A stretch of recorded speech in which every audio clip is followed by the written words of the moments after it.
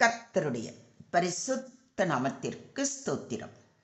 இன்றைய நாளின் தியானத்திற்கென்று தெரிந்து கொள்ளப்பட்ட வேத வசனம் எரேமியா தீர்க்கதரிசியின் புத்தகம் 15ஆம் அதிகாரம் 16ஆம் வசனம். எரேமியா 15:16. உம்முடைய வார்த்தைகள் கிடைத்தவுடனே அவைகளை உட்கொண்டேன். உம்முடைய வார்த்தைகள் எனக்கு சந்தோஷமும் என் இருதயத்துக்கு மகிழ்ச்சியுமாய் இருந்தது.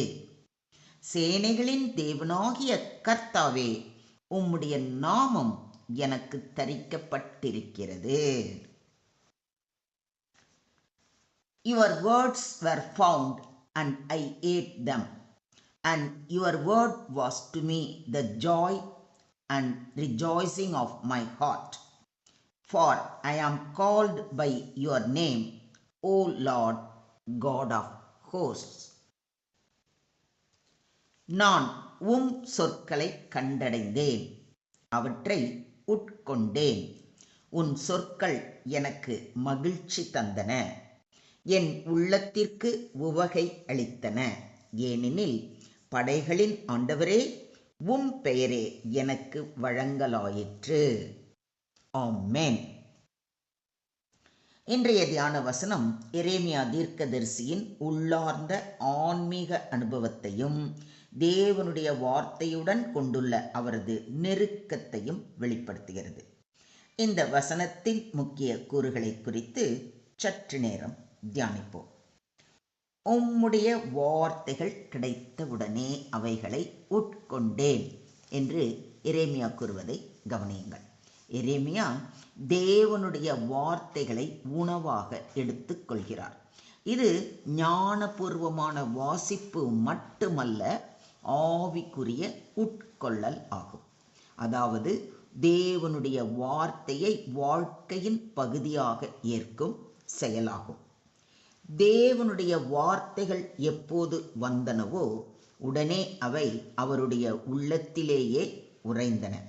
உணவு உட்கொள்வது போல தேவனுடைய வார்த்தைகளை அவர் உட்கொண்டார், மனதிலும் ஆவியிலும். நீங்கள் தேவனுடைய வார்த்தைகளை தினமும் வெறுமனே வாசிக்கிறவர்களாக இருக்கிறீர்களா, அல்லது எரேமியாவை போல உட்கொள்கிறவர்களாக, உள்ளத்தின் ஆழத்தில் பதித்துக் கொள்கிறவர்களாக இருக்கிறீர்களா? சிந்தியுங்கள், செயல்படுங்கள்.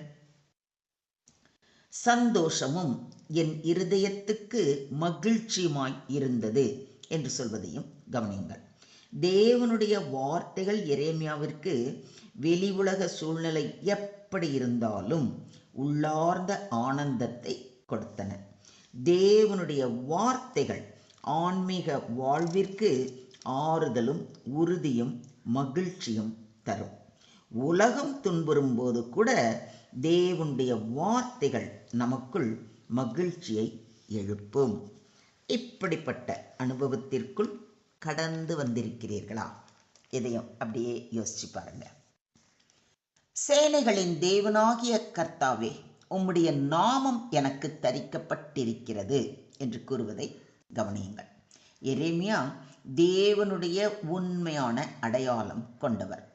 உம்முடைய நாமம் எனக்கு தரிக்கப்பட்டிருக்கிறது என்பதன் பொருள், நான் உங்கள் மகனாக இருக்கிறேன், மகளாக இருக்கிறேன், நான் உங்கள் பிள்ளை, உங்கள் பிரதிநிதி, உங்கள் அதிகாரத்தினால் நானும் அழைக்கப்படுகிறேன் என்பதாகும்.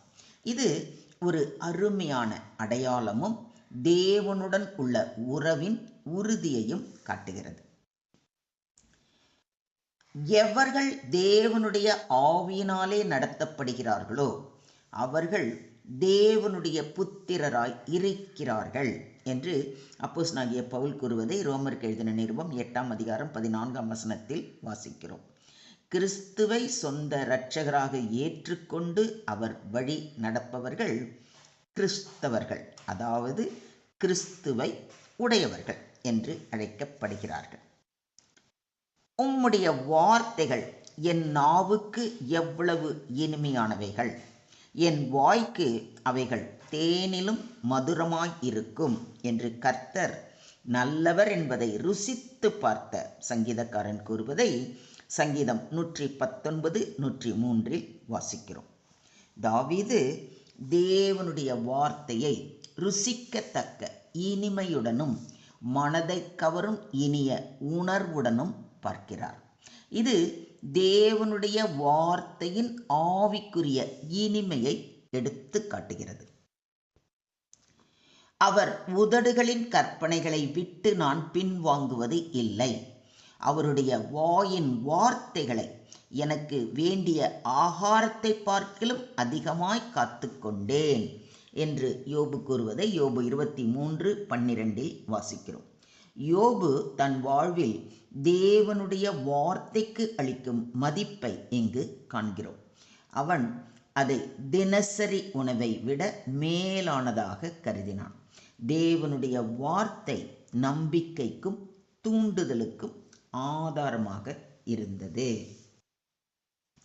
அவைகள் பொன்னிலும் மிகுந்த பசும் பொன்னிலும் விரும்பப்படத்தக்கதும் தேனிலும் தேன் கூட்டிலிருந்து ஒழுகும் தெளிதேனிலும் மதுரம் உள்ளதாய் இருக்கிறது என்று சங்கீதம் 19:10 வாசிக்கிறோம்.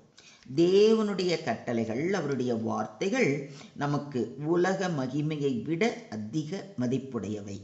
அவை உலக இன்பங்களை விட மேலானவை.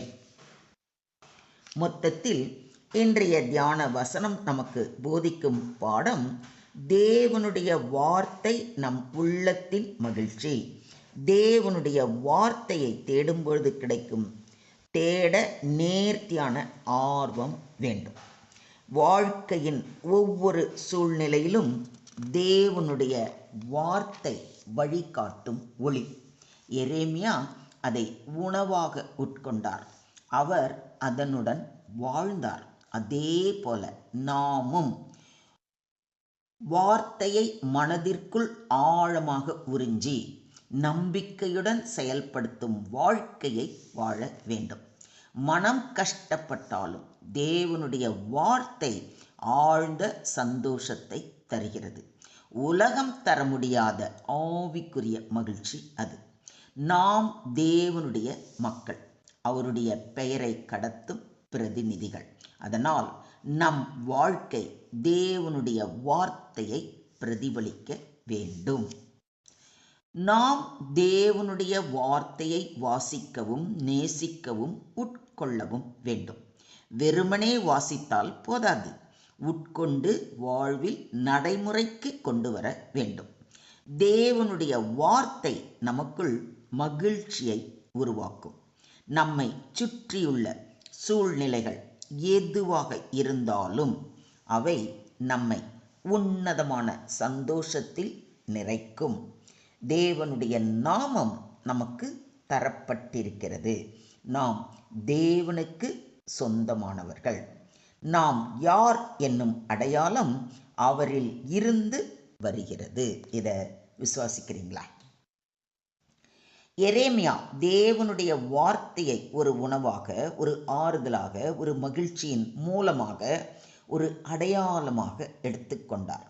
இவ்விதம் நாமும் தேவனுடைய வார்த்தையை உட்கொண்டு அனுபவித்து நம் வாழ்வின் வழிகாட்டியாக ஏற்க வேண்டும். தேவனுடைய வார்த்தை உங்கள் உள்ளத்திலும் ஒளியாய் ஒளிவிடவும் மகிழ்ச்சியின் மூலமாக விளங்கவும் அவர் உங்களை ஆசீர்வதிப்பாராக. தேவனுடைய வார்த்தையை அனுதினமும் வாசித்து தியானித்து அவருடைய வார்த்தையில் மகிழ்ந்திருங்கள்.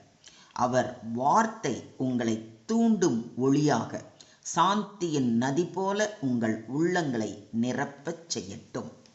நீங்கள் தொடர்ந்து அவருடைய வார்த்தையிலே நடந்து பலருக்கும் நற்சாட்சியாக இருக்க கர்த்தர் உங்களை உயர்த்துவாராக. நீங்கள் தேடும் ஒவ்வொரு வேளையிலும் தேவனுடைய வார்த்தை உங்கள் நெஞ்சங்களை மகிழ்விக்கட்டும். தேவனுக்கே மகிமை உண்டாவதாக.